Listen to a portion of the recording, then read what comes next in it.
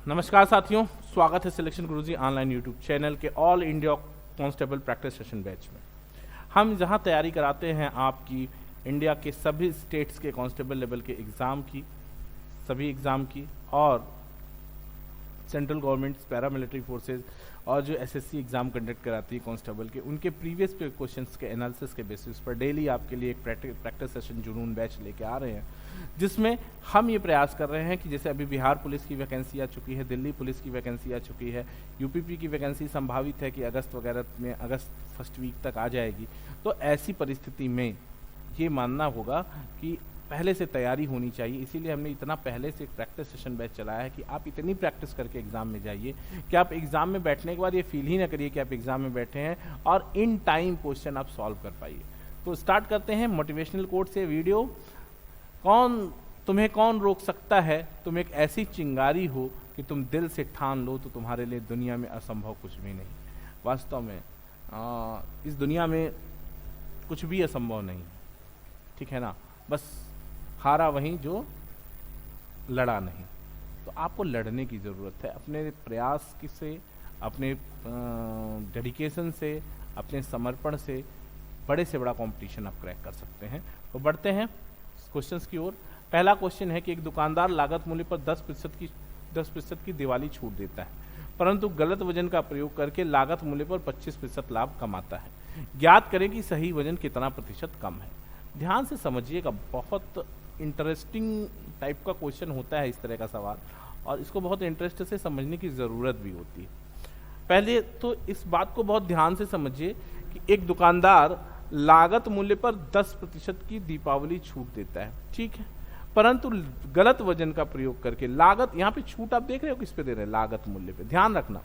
चलिए ठीक है, मान लेते हैं कि वही वस्तु 100 रुपए की है, ठीक है। मान लिया किसी वस्तु का लागत CP 100 है और आपको इसी पे 10% का डिस्काउंट मिल गया, 10% ऑफ हो गया। तो ये जब 10% ऑफ हुआ तो कितना हुआ? 90।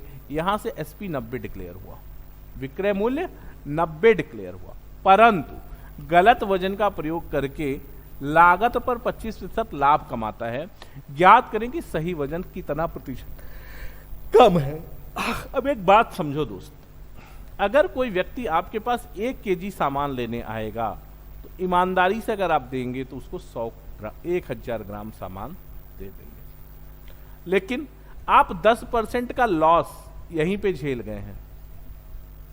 तो पहले तो आप उसको यहीं से कम कर देंगे, उसको कितना कम देंगे? 10% कम देंगे। यानी अगर 900 ग्राम देंगे तब जाके ये आपका मैनेज होगा, ठीक है, ये आपका मैनेज होगा, ये जो लॉस है। लेकिन अब इस पर भी आपको कम वजन करके 25%, पूरे CP पे 25% लाभ कमाना है ना। तो अब इस पर मान लिया हमने कि आपने X ग्राम वजन किया, कितना किया? X ग्राम वजन किया, या ठीक है, X ग्राम वजन कम की दिया।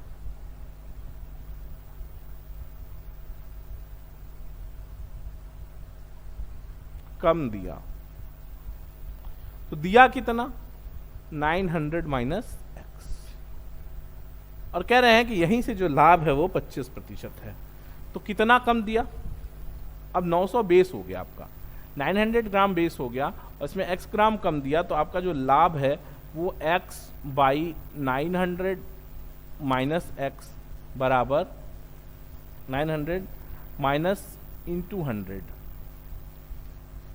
इज इक्वल टू 25 हो गया, 25%। तो 25 चौका 100, यानी 4x, एक 5x बराबर हो गया 900, या x बराबर हो गया 180।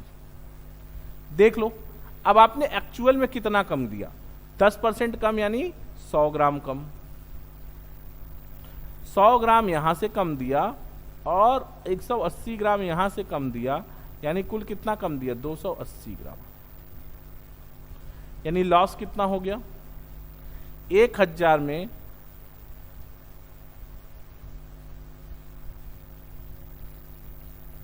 280 ग्राम कम दिया, तो लॉस कितना हो गया? 28%। लॉस कितना हो गया? 28%। ठीक है, अगला सवाल ध्यान दीजिएगा। क्या कह रहे हैं कि 2 ट्रेन ए और बी एक ही दिशा में, दो ट्रेन ए और बी एक ही दिशा में क्रमशः 77 किमी प्रति घंटा और 23 किमी प्रति घंटा की गति से चल रहे हैं। ट्रेन बी में बैठे हुए एक व्यक्ति को ट्रेन ए 36 सेकंड में पार कर लेती है। ट्रेन ए की लंबाई क्या है? बहुत सिंपल एक बात समझना दोस्त, बहुत सिंपल बात समझना, वो ये कि यदि कोई ट्रेन किसी आदमी को पार करती है तो अपनी लंबाई के बराबर दूरी चलती है। यहाँ सवाल ये है कि ट्रेन ए ट्रेन बी में बैठे आदमी को पार करती है, तो ट्रेन बी न्यूट्रल, आप समझो एक ट्रेन ए ये है, मान लो ये ट्रेन ए है और ये ट्रेन बी है, ये 77 से जा रही है, 73 है शायद, 73 है, ये गलत है यहाँ पे, इसको आप 73 कर लेना, 73 से जा रही है और ये 23 से बी जा रही है। तो सापेक्षिक चाल तो ऐसे ही पता चल गया आपको कि चाल बराबर कितना है, 350 kmph। अब ट्रेन ए को ट्रेन बी को नहीं पार करना है, ट्रेन बी में बैठे एक आदमी को पार करना है, तो आदमी को पार करने में ट्रेन ए कितनी दूरी चलेगी? अपनी लंबाई के बराबर दूरी, तो दूरी बराबर कितना? चाल 50 गुणित 5/18 और कितने समय में पार करती है? 36 सेकंड में, तो 18 दूनी 36, 5 दूनी 10, यानी ट्रेन ए की लंबाई 500 मीटर। कोई तकलीफ नहीं ना, ये ऑप्शन नहीं है यहाँ पे, मान लो ये 500 मीटर, कोई दिक्कत नहीं, आगे बढ़ते हैं। अगला क्वेश्चन ध्यान से समझने की कोशिश करिएगा कि रवि को 2500 रुपए की आवश्यकता थी, उसने कुछ राशि ए से और कुछ राशि बी से उधार ली।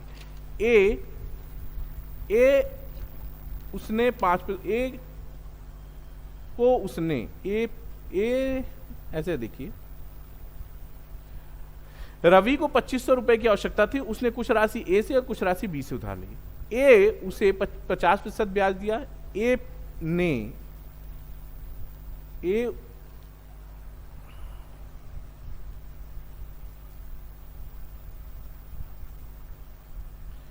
ने उसे 5% ब्याज दिया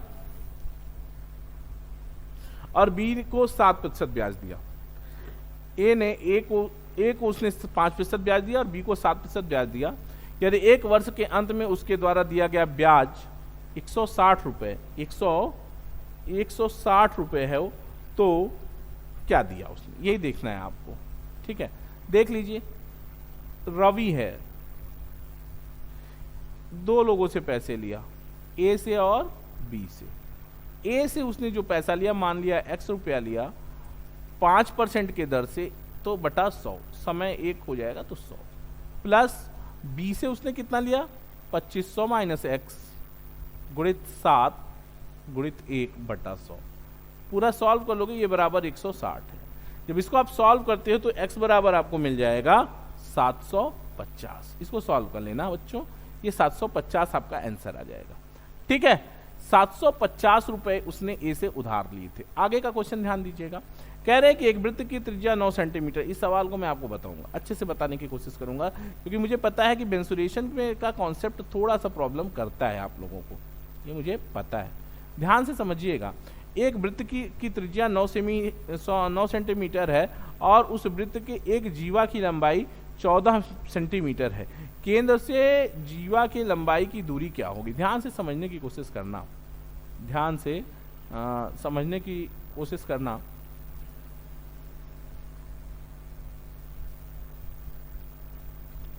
ये कोई वृत्त है, ये कोई वृत्त कट गया।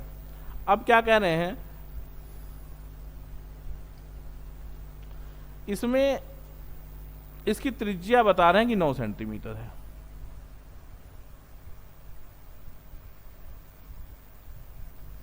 इस वृत्त की त्रिज्या बता रहे हैं कि 9 सेंटीमीटर है।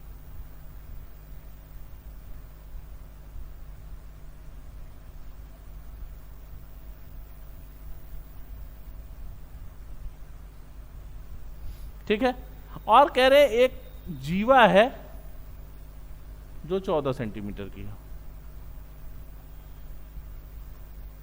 कह रहे हैं इसकी केंद्र से दूरी क्या है, इस जीवा की केंद्र से दूरी क्या है।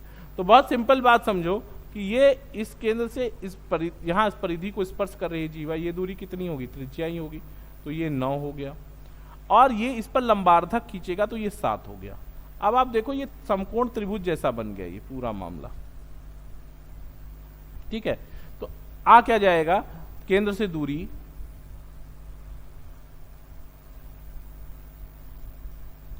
बराबर अंडर रूट 9 का स्क्वायर माइनस 7 का square is equal to 81 minus 49, 11 में से 9 जाएगा 2 2 और 7 में से 4 जाएगा 3, अंडर रूट 32, अंडर रूट 32 आ जाएगा। अंडर रूट 32 का मतलब होता है 16 दूनी 32, 4 अंडर रूट 2, 4 अंडर रूट 2 का मतलब यही 5.66 सेंटीमीटर के आसपास आएगा आपका। ठीक है, यहां तक कोई तकलीफ नहीं ना, समझ गए। अगला क्वेश्चन ध्यान देना, अगला क्वेश्चन क्या कह रहे हैं कि ए कोई काम बी से 16 दिन और 18 दिन में पूरा करते हैं। एक काम को ध्यान से समझ लो, एक काम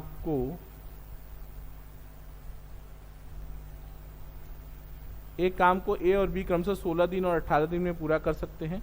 ए ने अकेले कार्य प्रारंभ किया और 4 दिन के बाद बी भी शामिल हो गया और काम पूरा होने तक जुड़ा रहा। काम कितने दिन में समाप्त होगा? तो ध्यान से समझो, ए किसी काम को 16 दिन में कर सकता है और बी उसी काम को 18 दिन में कर सकता है। एलसीएम कितना हो जाएगा दोस्त? इसका एलसीएम हो जाएगा मिला के 144। ठीक है, 144, 16 9 144 और 18 ठीक ना, ये हो जाएगा। कह रहे हैं कि 4 दिन तक ए ने काम किया है, यानी 36 काम कर दिया। तो शेष कितना बचा? शेष काम कितना हो गया? शेष काम 144 माइनस 36 और दोनों मिलके एक दिन में कितना काम करते हैं? 9 8 17 बटा 17। तो सॉल्व कर लेते हैं जब आप इसको, तो ये आता है 108 बटा 17, यानी यहाँ से 17 25 85, 17 छक्का 102। तो काम कितने दिनों तक चला? बी भी शामिल हो गया और काम पूरे दिनों तक जुड़ा रहा। काम कितने दिनों तक चला? तो 4 दिन तो इधर ही काम हुआ है यार। अच्छा, 6 पॉइंट ये करोगे तो 6.35 डे। ठीक है, या यूं कह सकते हैं, चलिए ठीक है। और 4 वो गलत है ऑप्शन इसमें।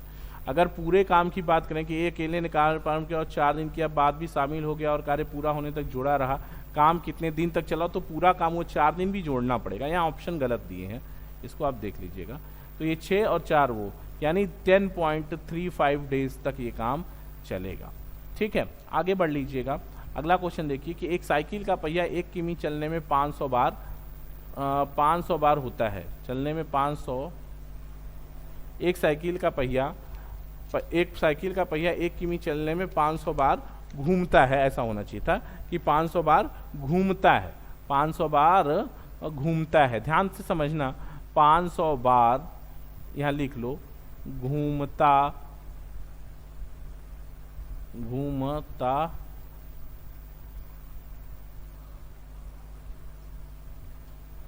तो उसकी त्रिज्या क्या है? अब बात बताओ, 1 किमी का मतलब हो गया कि 1000 मीटर चला और 1000 मीटर चलने में तो परिधि कितनी हो जाएगी?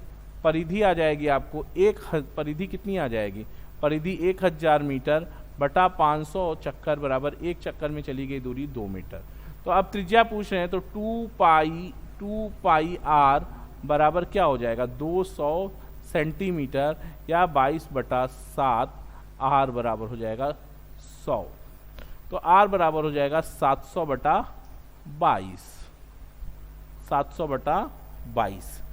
ठीक है ना, 700 बटा 22 350 बटा 11 और इसका मतलब हो जाएगा 31.8 सेंटीमीटर। ये इसकी त्रिज्या हो गई। यहां तक कोई तकलीफ नहीं ना, कर लोगे, सिंपल सा सवाल है। आगे बढ़ते हैं। अगला क्वेश्चन देखिएगा कि शराब और पानी के 50 लीटर घोल में, शराब और पानी के 50 लीटर घोल में, ध्यान से समझिएगा,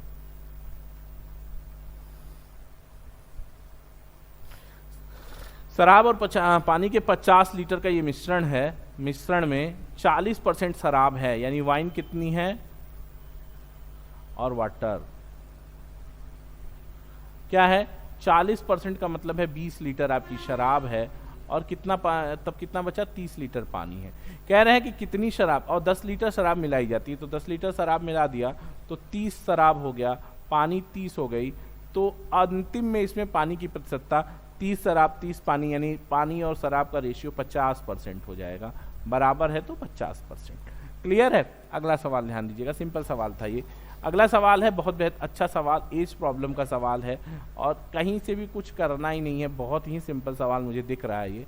इसको ऐसे कर लेना है कि कलाम और श्याम की आयु का अनुपात 8 संबंधे 7 है, 20 साल के बाद यह अनुपात 13 संबंधे 12 हो जाएगा, 20 साल बाद 20 ईयर। तो उनकी उम्र का अनुपात, उनकी उम्र के बीच का अंतर क्या है। तो देखो अंतर पूछ रहे हैं, तो ये वर्तमान है और ये 20 वर्ष बाद है। तो अंतर पूछे तो वर्तमान में कितना अंतर, अनुपात में अंतर 1 गुणित कितने वर्ष बाद अनुपात बदलेगा 20, गुणित बाद के अनुपात का अंतर 1 गुणित बटा दिए गए अनुपातों के तिर्यक गुणा का अंतर, 12 बट्टा 96 और 13 सत्ते 91, 91 और 96 का अंतर 5 और 5 चौका 20, 4 वर्ष इनका अंतर आएगा। फिर से समझ लो अगर दिक्कत है तो, जब का अंतर निकालना हो तब के अनुपात में अंतर 8 और 7 का अंतर 1 गुणित जितने वर्ष बाद अनुपात बदले 20 गुणित दिए गए अनुपात का बाद के अनुपात का अंतर 13 12 का अंतर 1 बटा दिए गए अनुपात के तिर्यक गुणा का अंतर 12 बट्टा 96 13 सत्ते 91 5 4 साल। ये आपका इस तरह से सवाल लग जाएगा बड़े आराम से। अगला क्वेश्चन ध्यान दीजिएगा, 10वां सवाल कि 10 व्यक्तियों की औसत आयु, ध्यान से समझिएगा बहुत अच्छा सवाल है और बिना पेन पेपर भी कर सकते हैं अगर आपकी ठीक ठाक अच्छी प्रैक्टिस है इस पे तब। मैं हमेशा बार बार कह रहा हूं कि अगर आप मैथमेटिक्स को एकदम अपना बेस्ट बना लेना चाहते हैं, बेहतरीन कमांड कर लेना चाहते हैं, तो प्रैक्टिस सेशन के साथ साथ जो हमारा चैप्टर वाइज कंटेंट पड़ा है उस पर भी ध्यान दीजिए। और अभी हम जल्द ही एक मैथमेटिक्स का नया सेशन शुरू करने जा रहे हैं, टॉप 10 ट्रेंडिंग क्वेश्चंस, जो कि नियर 4-5 सालों के एग्जाम में आए हुए हैं और उसके पॉइंट ऑफ व्यू से हम आपको उस तरह के सवालों को भी कराएंगे जो इस समय एग्जाम में ट्रेंड में, तो उसकी भी तैयारी चल रही है, जल्द ही वो बैच शुरू होने वाला है। तो 10 व्यक्तियों की औसत आयु में 3 वर्ष की वृद्धि हो जाती है जब उसमें से 2 लोगों के स्थान पर जिनकी आयु 23 और 25 है, जिनकी आयु 23 और 25 है, 23-25 कितना हो गया, 5 3 8 और 2 48 हो गया, 48। तो नए लोग आते हैं जिनकी आयु 23 वर्ष और 25 वर्ष है, जो नए लोग आते हैं दोनों लोगों की आयु का औसत क्या है। मान लो जो नए 2 लोग आए N1 प्लस N2, अगर उनकी आयु भी जोड़ के 48 होती तो औसत पे क्या कोई फर्क पड़ता, नहीं पड़ता। सिंपल बात, जितने गए उतने आ गए, तो औसत पे कहाँ कोई फर्क पड़ना है, कोई फर्क नहीं पड़ता। लेकिन फर्क पड़ा और 3 वर्ष आयु बढ़ गई, यानी 10 लोगों में 3 वर्ष आयु बढ़ी तो योग में कितना बढ़ा, 30 बढ़ गया, और ये 30 नए लोगों की वजह से बढ़ा। तो 48 और 30 78, और औसत पूछ रहे हैं तो 2 लोगों की आयु का योग 78 है तो औसत कितना हो जाएगा 39। बात को फिर से समझ लो दोस्त, अगर N1 और N2 जो नए लोग आए उनकी आयु इन दोनों के आयु जो दोनों गए उनकी आयु के योग के बराबर होता तो औसत पे कोई फर्क नहीं पड़ता, क्योंकि जितना आयु का योग निकला उतना ही आयु जुड़ गया। लेकिन इनके आने से औसत में वृद्धि हो गई, कितने की वृद्धि हो गई, 3 की। तो औसत में वृद्धि यानी 10 लोगों में 3-3 की वृद्धि, यानी कुल 30 की वृद्धि हो गया, यानी कुल टोटल 78 हो गया, 78 बटा 2 39 हो गया। यहां तक कोई तकलीफ नहीं है, कर सकते हो। अगला क्वेश्चन ध्यान देना, बहुत आसान सवाल है, समझिएगा, ठीक है। इसको समझने की कोशिश करते हैं, इसको समझने की कोशिश करते हैं। बेला ने 1450 रुपए के मूल्य की एक पेंटिंग 10% के लाभ पर टेडी को बेचा। टेडी ने 10% के नुकसान पर उसे बेनी को बेचा। अगर बेनी, इसको करेक्ट करते चलते हैं, क्वेश्चन जहां गलत है वहां उसको सही करते चलते हैं, थोड़ा टाइपिंग का एरर है, इसको सही कर लेते हैं। कह रहे हैं कि बेला ने डॉलर नहीं है, रुपया है, 1450 रुपए की मूल्य की एक पेंटिंग को 10% के लाभ पर टेडी को बेचा। टेडी ने 10% के नुकसान पर उसे बेनी को बेचा। अगर बेनी उसी मूल्य पर वह पेंटिंग बेला से खरीद लेता जिस मूल्य पर उसने टेडी से खरीदा है, तो बेला का लाभ या हानि प्रतिशत कितना होता। बहुत सिंपल सा सवाल है, पहले ये कैलकुलेट कर लें बेला, टेडी और बेनी में रेशियो क्या है या संबंध क्या है, देख लीजिए। एक बेला हो गया, यहां कर लेते हैं, बेला, टेडी और बेनी। बेला ने 1450 का 10% लाभ कर टेडी को बेचा, यानी 1450 गुणित 110/100 बेच दिया। टेडी ने बेनी को 10% के नुकसान पर, यानी 1450 गुणित 110/100 गुणित 90/100। इसको आप सॉल्व करते हैं तो ये कितना हो जाएगा, ये आपको आ जाएगा कट के 1595 और ये आ जाएगा आपको 1435.5। 1435.5। अब क्या कह रहे हैं ये देखो, अगर बेनी उसी मूल्य पर वह पेंटिंग बेला से खरीदता जिस मूल्य पर वह टेडी से खरीदा। टेडी से कितने में खरीदा भाई? 1435 रुपया 50 पैसा में। अगर इसी मूल्य पर बेला से खरीदता तो बेला को कितने प्रतिशत लाभ या हानि होता? दिख रहा है बेला ने 1450 में खरीदा है, 1450 में, और बेनी को बेचता 1435.5 में, तो उसको हानि होता कितने का? लॉस परसेंट बराबर लॉस अपॉन सीपी इंटू 100।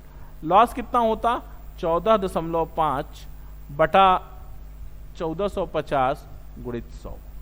0000 से खत्म, ये आपको 1% का आपको यहाँ पे लॉस मिलता। कोई तकलीफ है यहाँ तक? यहाँ तक कोई तकलीफ नहीं ना भाई, कर लोगे, सिंपल सा सवाल है ना, कर लेंगे। अगला सवाल समझना, कह रहे हैं कि 27 को 2 भागों में इस प्रकार विभाजित करें कि पहले भाग का 5 गुना दूसरे भाग का 11 गुना मिलकर 195 है, तो पहले भाग और दूसरे भाग का अनुपात क्या है? बहुत सिंपल सवाल, समझ लीजिए। 27 को 2 भागों में काटना है, मान लीजिए एक भाग x है, एक भाग 27 माइनस x है। कह रहे हैं पहले भाग का 5 गुना 5x और दूसरे भाग का 11 गुना, दोनों मिलके 195 है। तो कह रहे हैं कि पहले तो और दूसरे भाग का अनुपात क्या है? तो 5x प्लस 11 7 77 की 7 हासिल 7, 11 दूनी 22 7 29 माइनस x प्लस 100 बराबर माइनस 11x बराबर 195। सॉल्व कर लेंगे आपको तो x बराबर मिल जाएगा आपको कितना हो जाएगा? x बराबर आपको मिलेगा 17, 297 है ना, हाँ। x बराबर 17, तो एक भाग हो गया, तो दूसरा भाग कितना आ जाएगा? दूसरा भाग बराबर 10 आ जाएगा। अनुपात की बात करेंगे तो अनुपात हो जाएगा 17/10। ठीक है, 17/10। अगला क्वेश्चन ध्यान दीजिएगा, भारत इलेक्ट्रॉनिक्स थोक मूल्य में ध्यान दीजिएगा, हाँ सही है।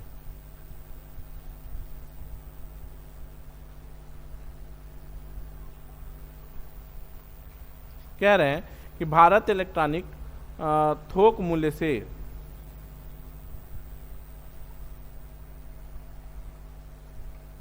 ठीक है, भारत इलेक्ट्रॉनिक थोक मूल्य से 60,000 रुपये प्रत्येक की हिसाब से प्लाज्मा टीवी खरीदते हैं।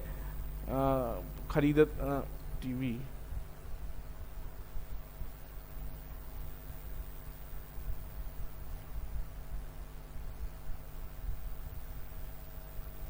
यहाँ खरीदते हैं होगा,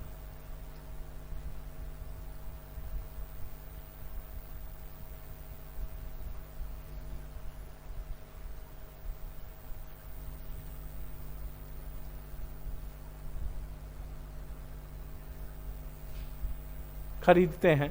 हालांकि भारत इलेक्ट्रॉनिक शोरूम में एक प्लाज्मा टीवी पर अंकित मूल्य 63,000 रुपये है। भारत इलेक्ट्रॉनिक्स प्लाज्मा टीवी पर कितना प्रतिशत लाभ कमाते हैं अगर टीवी को हमेशा अधिकतम खुदरा मूल्य पर बेच रहे हैं? तो बहुत सिंपल सी बात समझो आप कि बेच रहे हैं, अगर अधिकतम खुदरा मूल्य पर बेच रहे हैं तो थोक मूल्य 63,000 है, 60,000 है, और प्रिंट कितना है? 63,000 है, तो 3,000 का फायदा आपको हर टीवी पे है। तो प्रॉफिट परसेंटेज इक्वल टू 3,000 बटा 60,000 गुणित 100। 100 से 60 ये 5% इसका प्रॉफिट हो गया।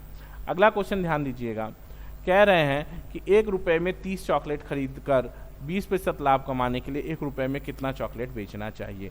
बहुत सिंपल सवाल है, इसको मैं होमवर्क छोड़ रहा हूँ आपको, इसका आंसर आपको बता के छोड़ रहा हूँ कि इसका आंसर है 25%।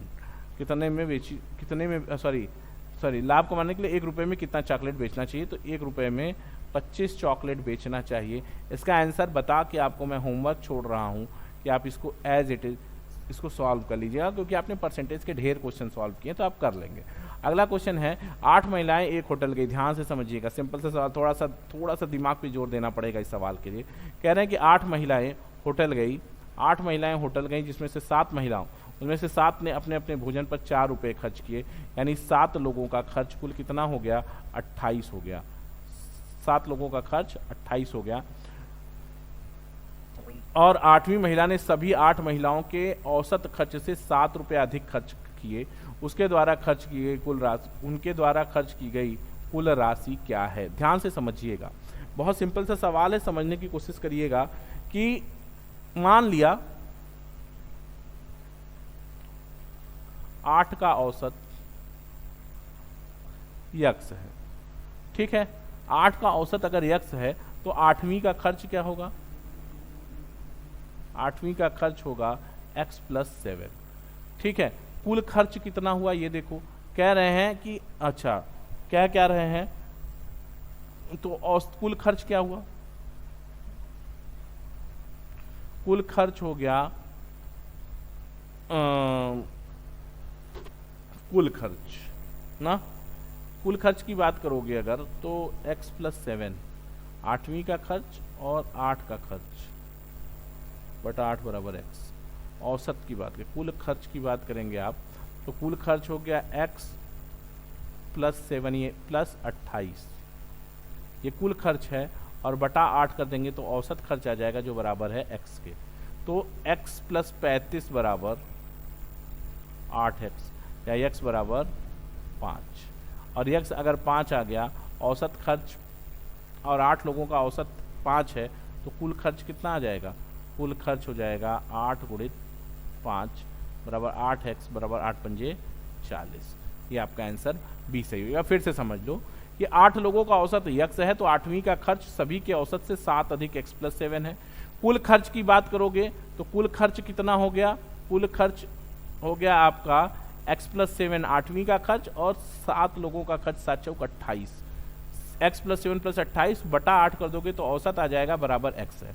सॉल्व कर लोगे तो x बराबर 5, यानी 8 लोगों का औसत खर्च 5 आ गया, तो कुल खर्च कितना हो गया? 40। सिलेक्शन गुरुजी पर कांस्टेबल प्रैक्टिस सेशन बैच में आज इतना ही। कल फिर मुलाकात होगी आपसे कुछ ऐसे ही बेहतरीन और शानदार सवालों के साथ।